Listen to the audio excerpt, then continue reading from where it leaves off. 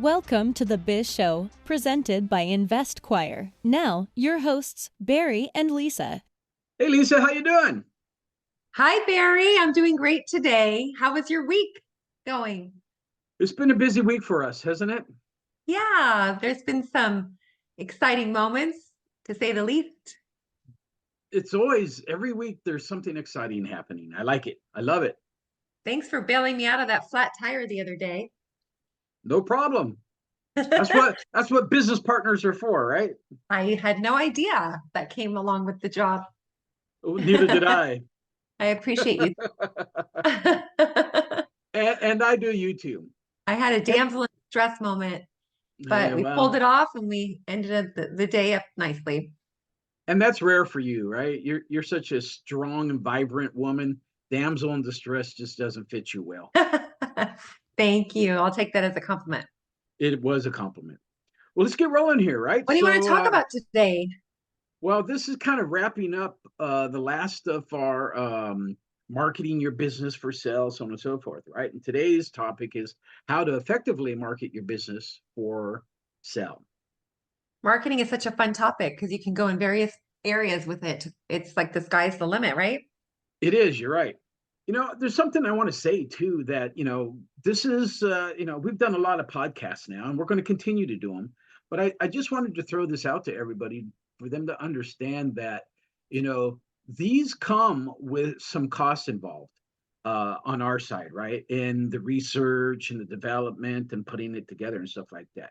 You might only hear our podcast for 20 to 30 minutes. However, we might have put in 10 hours or 20 hours or years of knowledge that we've brought to this podcast to be able to give that to you. Along with research that we do in order to stay cutting edge, right?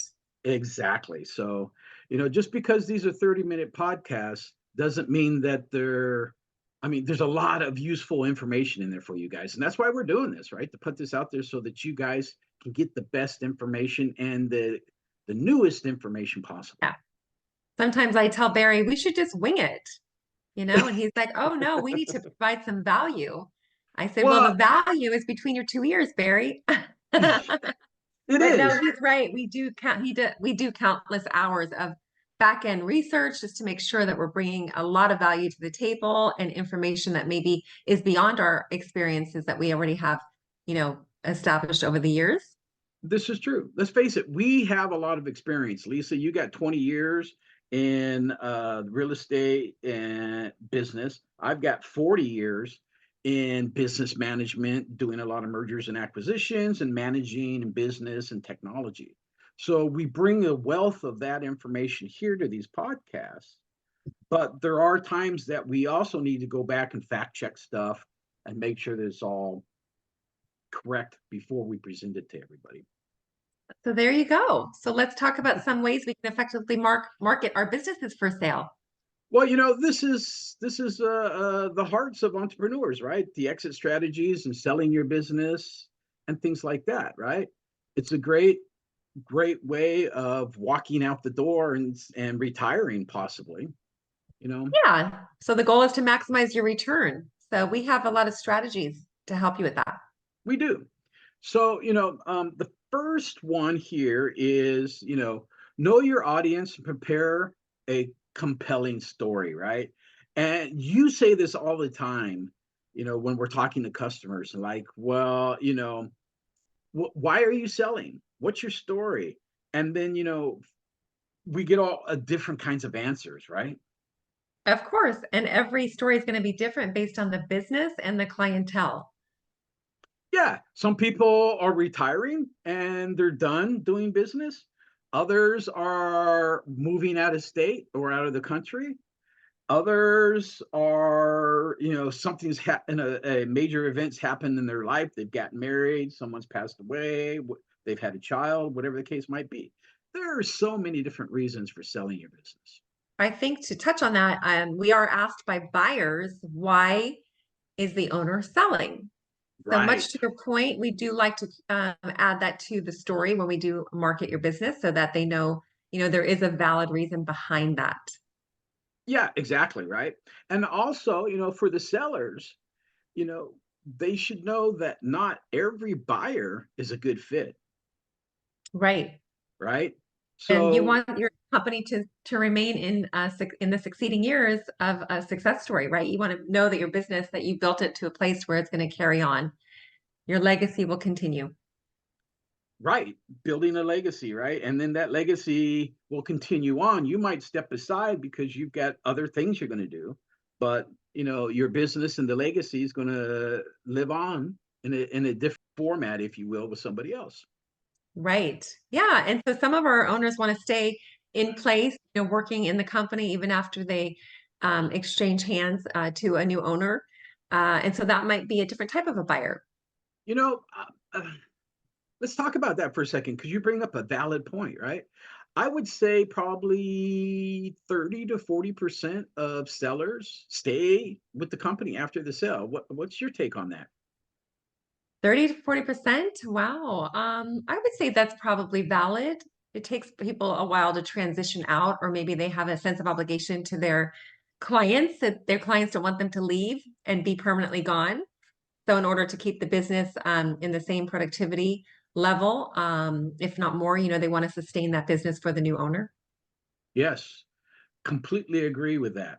Here's something I would advise as well is as you're making your compelling story and knowing your audience, define who you want your buyers to be, right? Are those buyers other businesses? Are they financial investors? Are they somebody who's upcoming and starting and wants to take over your business? you know it's a good way to kind of focus the direction and the marketing piece of this, of where you want to go. For instance, if you want to sell this to investors, then you want to go to places where you're going to find investors so that you can then market your business to them. It's actually an essential piece of the marketing puzzle in order to create the success in actually selling the business. You want to know who your audience is and who the buyer is going to be so you could target your marketing to that person or those Right, persons. right, exactly. So it's a challenge for sure. And everybody's got their own motivations and priorities and things like that, so you never know what you're going to get. You said that last episode, right? Mama says you never know what you're going to get. It's like a That's box of right. chocolates. That's right. You never know where the buyer is going to come from. It maybe be somewhere that you never thought of.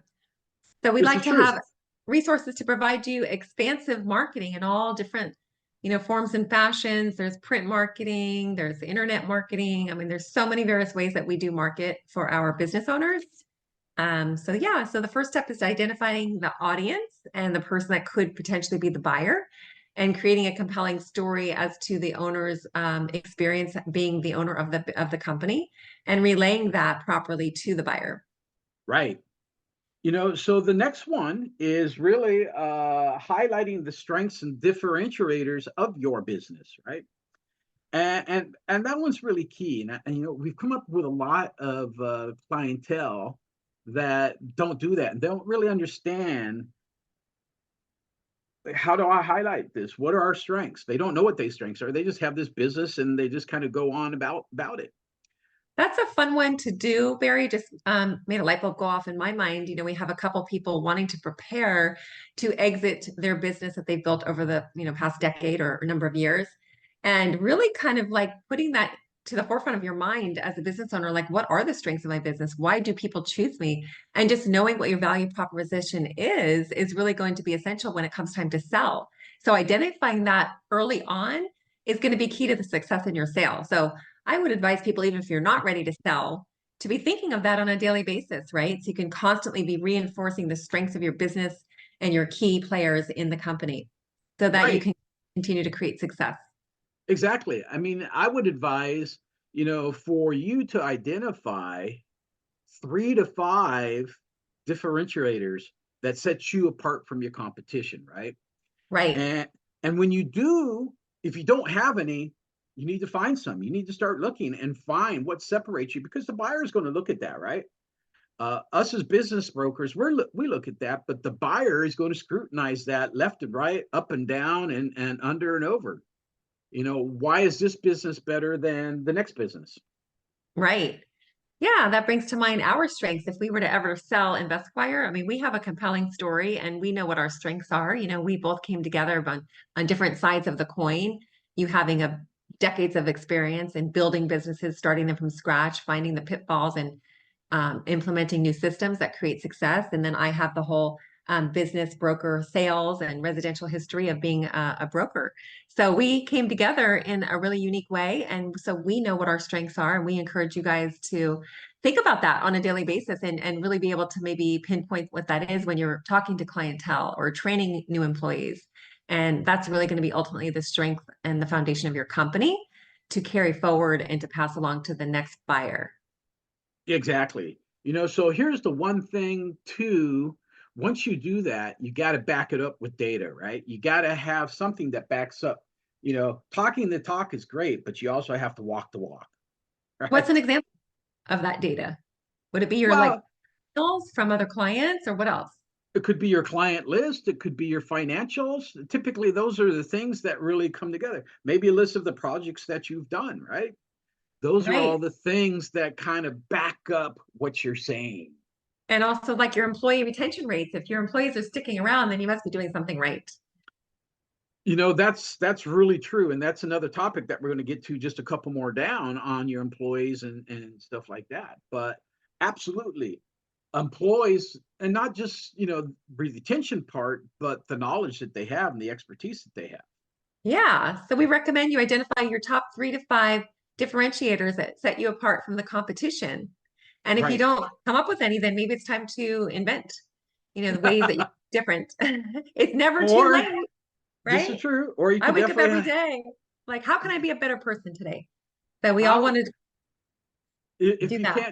can't do that, then perhaps you need to hire us, and then we can go in and dig in and start finding it for you. Yeah, that could be hard for some people, right? Right. Um, so the next one, you kind of keyed on this already, is marketing material, right? You got to leverage professional looking marketing material, right? And branding is so huge. That's a big part of it. It is, right? So you want it high quality marketing materials, brochures. If there's going to be a website, then make sure that it's professionally displayed on the website. Make Yeah, sure you want to that be you got high recon res pictures. yes, definitely Barry's very uh he scrutinizes a lot of the marketing materials sometimes that bring to the table. He wants to make sure they're high res, they're going to be very clear and vibrant and you only have one chance at making a first impression, so why not do it right? But it's really key to, remember that this is another way to differentiate yourself from the competition because your branding speaks to who you are and that value proposition. I mean, when you think of major corporations like Home Depot, you remember the orange logo, or Starbucks, you remember the green logo. So make it fun. I mean, this is the fun part of creating an identity, a subconscious recognition of your company. So stand out, have fun with it. Yeah, exactly. And you keyed in on it, right? First impressions. This is a first impression. When you're selling your business, people are going to see the pictures of your business or the brochures of your business Yeah. first.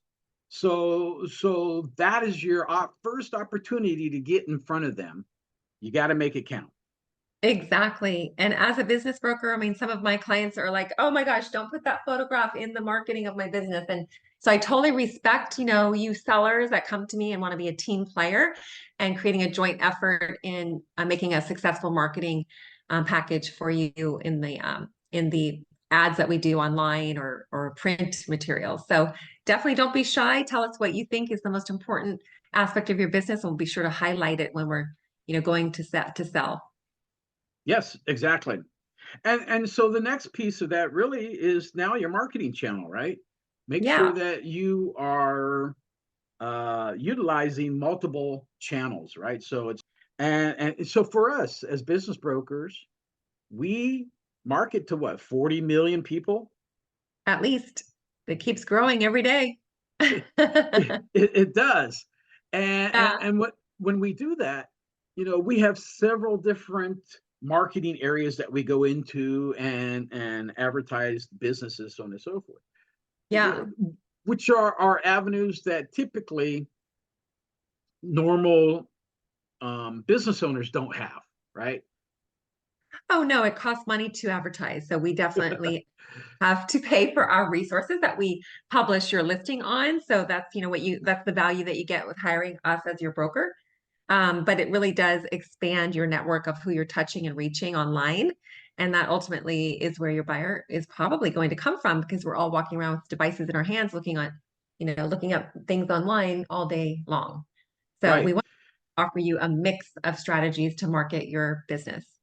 And you just said it too, right? We as business brokers, we spend upfront money marketing your business, right? Right. So It's the cost of doing business, right? it's the cost of doing business. These sites and these networks that we go into, they're not free, right?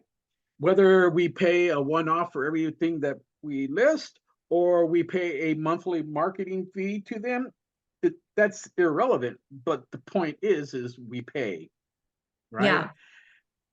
There's also another fun way to advertise your company or advertise the sale of a business is at, networking luncheons or trade shows. You can network that way too. And not only could you potentially, you know, find a buyer that way, but it's also fun to see what your competition is doing. If you do meet other business professionals in that arena, then it's also another way to maybe create another way of doing business and make your company more profitable before you do get ready to sell. So I would highly recommend, attending conferences and trade shows so you can learn more about your competition and expand your company and really, take it to the next level. If you're going to be wanting to sell your company, why not, right? You want to Right, maximize your. right, definitely. So the next one is us, right? It's basically partnering with a business broker. Right. A lot of And, people do businesses for sale because they know somebody and they're getting approached by a client or a customer. Hey, I want to buy your business. But right. that doesn't stay. But there's so much that goes into selling your business, right? And there's legal documents and paperwork. If you're LLC or a corporation, there's articles and corporation changes. You got to notify the Secretary of State.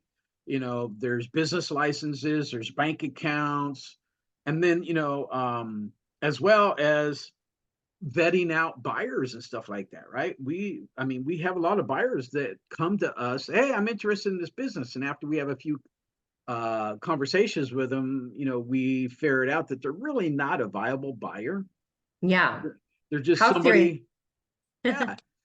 So, but brokers are very important, right? Whether it's us or it's somebody else, the bottom line is they are going to, that's their job, that's what they're going to do on a full-time basis, Right. where you as a business owner, you're still running your business. Yeah. Who has the time, right? To do all of the marketing and all of the things that we do behind the scenes that you may not realize. Exactly. So the next one is what? Oh my gosh. Well, it's so important while you're doing all that marketing is to maintain your confidentiality. We're actually sharing a lot of financials at that stage when you do have a prospective buyer, but we do ask them to always sign a non-disclosure agreement before we hand over any of that sensitive information. Yes. Some of the information learned could be very damaging to the business, right? And that confidentiality also might stem to the fact that in a lot of instances that we've seen, at least of recent, employees don't know the business is for sale. Right. Right. So there needs to be some finesse in handling those conversations with the buyers and sellers. And if the sellers want to come in and see the business, how is that handled and stuff like that. Again, those are things that we can help with, but make sure that you do have an NDA in place. And an NDA is a non-disclosure agreement. Yeah, I mean, I Uh, had a seller that was getting ready to list, and I had a buyer in my back pocket, and she was ready to show all of her financials to the buyer, and I said, no, no, no, no, wait, hold up, we can't do that. We got to do this in the correct order. So that's why it's so crucial to have a business broker that knows how to handle your listing, because you don't want to have that problem where your competition knows your insight and then they're using it to their advantage. So right. please take the precautions, hire a business broker, and make sure you're doing things correctly in the appropriate sequence. And it's just so important to do that. I mean, you could lose your book of business if you don't. So I can't stress Yeah, that enough. Yeah. exactly. The other thing is some customers, or should I say sellers, they actually have in that package a list of their clientele. Yes, exactly. So you don't want to give that up, right? Oh my Because gosh, I know. I that's was asked your, once to turn over my whole CRM, all my contact list I to remember a that. business partner. And I was like, what are you kidding? This is 20 years of clients that I've worked, blood, sweat, and tears for. I'm not just going to hand it over unless you want to buy my business.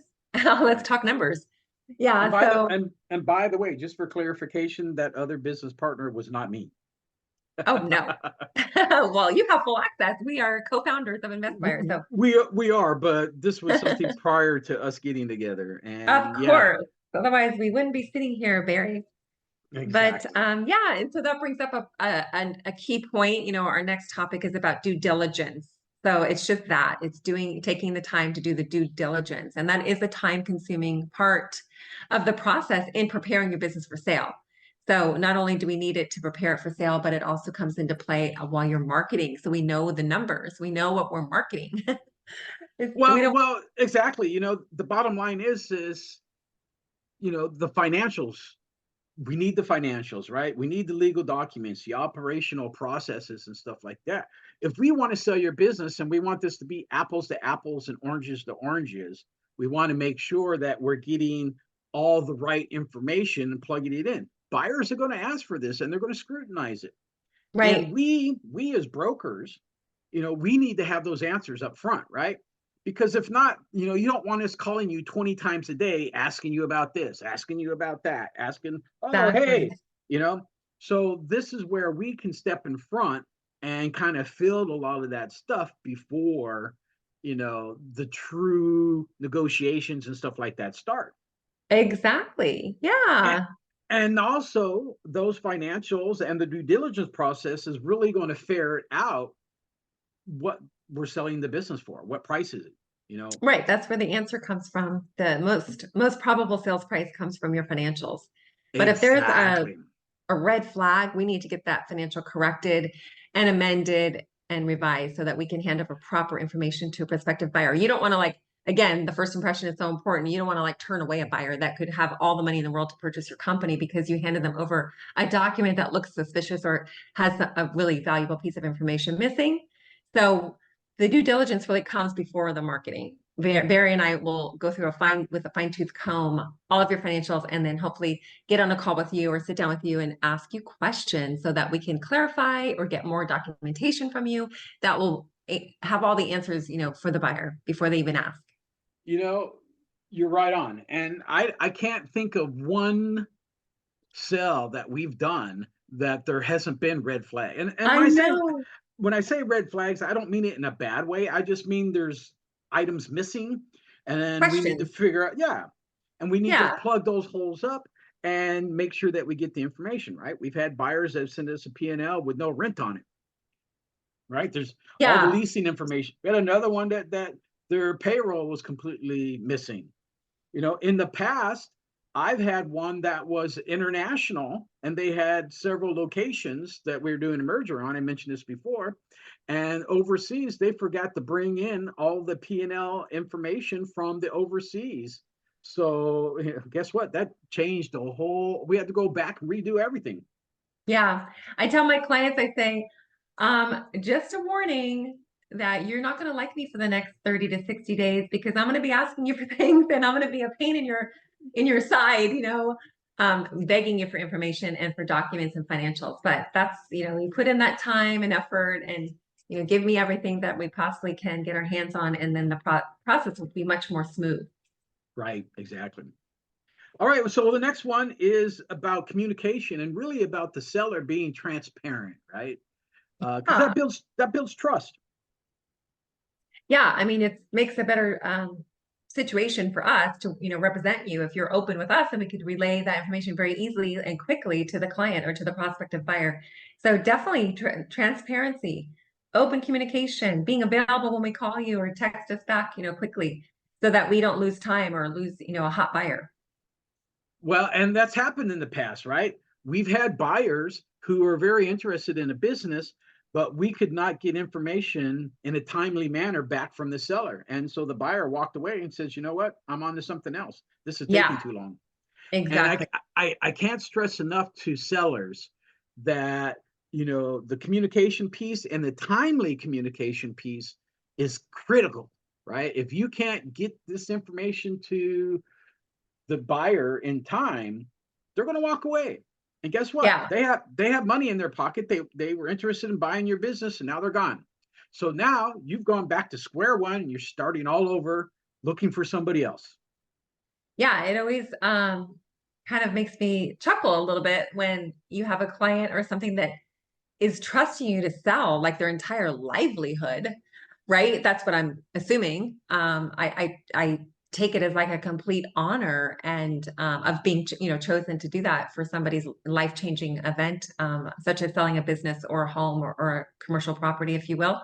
So if you're going to be doing, asking me to represent you in that fashion, then trust me with your financials, then be very open. Hand me everything, even if you think it's a negative piece of information that could scare a buyer away. Don't hide things because it's always going to come to light. So, I've seen it in the past where buyers do or sellers do. They'll try to sweep something under the carpet. It's like, I'm sorry, yeah, no, that we need to sit down and drill. Well, no, it's not important. It's very important, right? Because right. guess what? We sat there just recently with a buyer or seller, and they did exactly that. It's not important and stuff like that. And literally a week later, we had a buyer. That's one of the first questions they asked. What about this? Exactly. Exactly. And then we had to go back to the buyer or seller and go, hello, it is Yeah, important because guess what?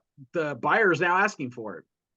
and what's really fun is like when you and I start asking them more and more questions after reviewing their financials, and they come up with like other income that they didn't even know that they were making. I like that. They're like, oh wait, I actually get this much amount of money in rents of my building, and we're like, oh, see, we're glad we asked. So Yeah, now it's time to exactly.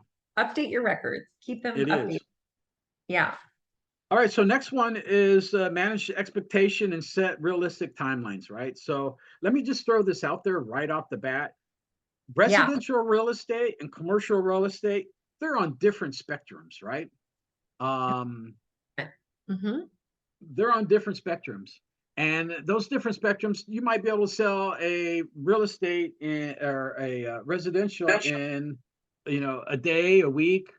Businesses are different. It could take up to 6 months to sell, to a year almost to sell a business because yeah. it's very convoluted, so different. Depending on the competition of similar businesses for sale, depending on the volume of the company, that could be a larger company, may take a lot longer. So Yeah. yeah, there's a lot of variables that come into play, and sometimes we can't really pinpoint it, but we just want to give you maybe um, you know I'd rather like overestimate the amount of time it takes, and then like you know happily surprise you with a process that takes a lot shorter. What takes the longest, in my opinion, is the due diligence piece of it, right? Because as we request all this information from the seller, the financials and the operations and all this other stuff, The buyers don't that view it the all. the buyers are then going to in turn request it, and then they're going to go through it. And they might go through it with their attorneys or their accountants. So that Right. process doesn't happen overnight. And And then it's so, ongoing. So if it's on the market for 6 months, I mean, that's an ongoing, we need to update your financials ongoing. right, So exactly. And so we've had customers in the past. Have you sold my business yet? It's like it's only been on the market a week. So it's exact, not, again, it's not residential. yeah, and be prepared to have that time allotted. It's not like an overnight process. So make Right. sure that you're with the process, and then, the results will come with patience. Exactly. So we're getting close to the end here, but the negotiation, right? That's a big, big thing. And that's where you and I really shine, uh, specifically you. But the fact that a lot of buyer sellers don't have that skill. So, and sometimes they ask for unrealistic numbers or not wants, but they're asking for unreal, on both sides, actually, the buyer and the seller sometimes. And that's where we can kind of mediate in between the middle of them, because, the buyer wants to buy the business for $1, and the Yeah, they seller want to, wants to sell the business for $1 million. yes, they want to be able to, get it for a deal per se, and then feel like they're coming out ahead before they even step foot into the business. So, that's the mindset of every buyer, whether it's residential real estate or a business or commercial. But there's definitely a meeting in the middle, and just, creating the realistic expectation on both sides is where, like you said, is where we shine. And then also making it like a win-win. And everything is negotiable. You may set a price at the very beginning, but if something were to come to light in the middle of the escrow, then there may be another point of negotiation. So I always tell my buyers, don't worry. That's part of the due diligence process. If something were to come up, there's always another point of negotiation. And the seller also has to be prepared for that. Should we have to have an expansion on, some detail of the business that could, create a reluctancy for the deal to go through, then the seller has to be willing to be flexible and, realize, is their goal more important than the dollar that they felt like they're negotiating or giving up?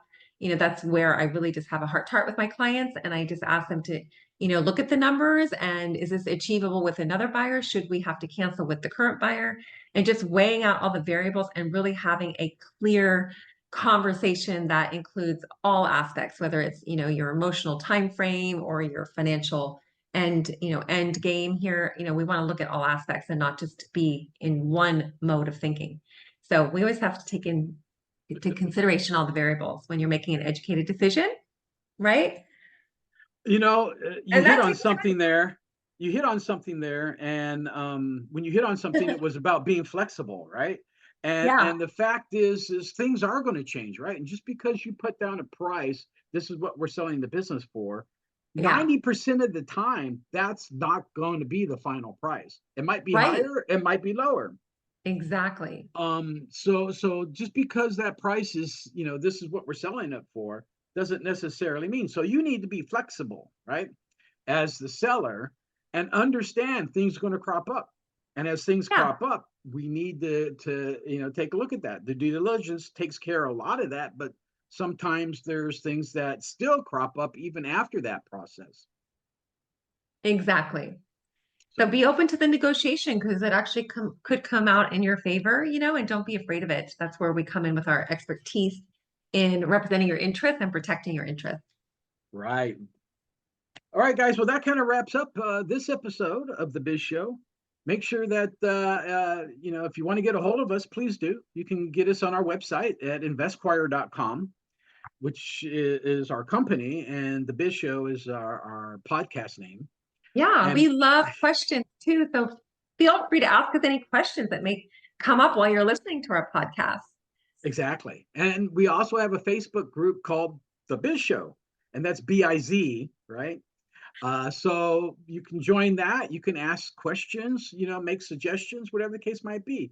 Lisa and I would love to hear from you guys. Until next week. All right, Bye, guys. buddy. Thank you for tuning in to the Biz Show. If you found value in Barry and Lisa's insights and learned something new, consider subscribing and sharing the show with your friends. Connect with the Biz Show on their Facebook group for more discussions, and reach out to Barry and Lisa directly through their website at investquire.com. They look forward to hearing from you.